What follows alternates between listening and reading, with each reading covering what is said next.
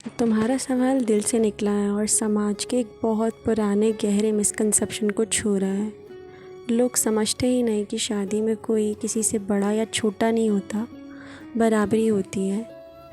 ऐसा क्यों? यहाँ कुछ मुख्य वजहें हैं जो लोगों की सोच को आज तक ज़मीन से ऊपर उठने नहीं देती। पहला, सदियों पुरानी पैट्रियार्ची, मतलब मर्द प्रधान सोच। हमारा समाज सदियों से यहाँ सिखाता आया है, पति घर का मालिक होता है, पत्नी घर संभालती है, पति कमाता है, औरत की जगह मर्द के एक कदम पीछे होती है। ये सोच इतनी डीपली कंडीशन्ड है कि लोग आज भी शादी को अथॉरिटी और कमांड का रिश्ता समझते हैं, पार्टनरशिप का नहीं।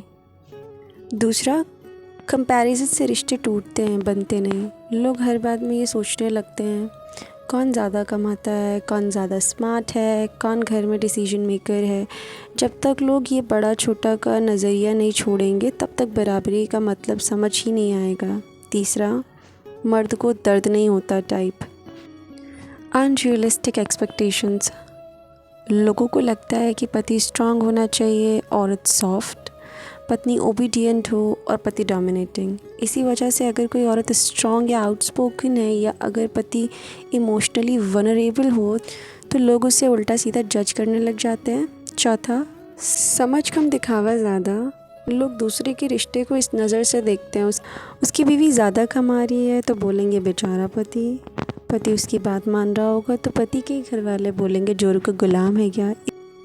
रिश्तों में अगर किसी एक को पार चाहिए, मीन्स पावर चाहिए, तो बराबरी पॉसिबल ही नहीं। जो रिश्ता बराबरी से नहीं कंट्रोल से चलता है वो कभी खुशी नहीं देता।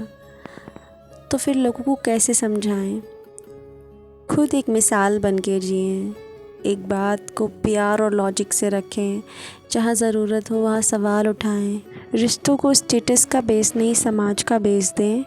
एक लाइन याद रखने लायक है, शादी में कोई ऊपर या नीचे नहीं होता, दोनों एक ही ज़मीन पर एक दूसरे का हाथ पकड़कर चलते हैं।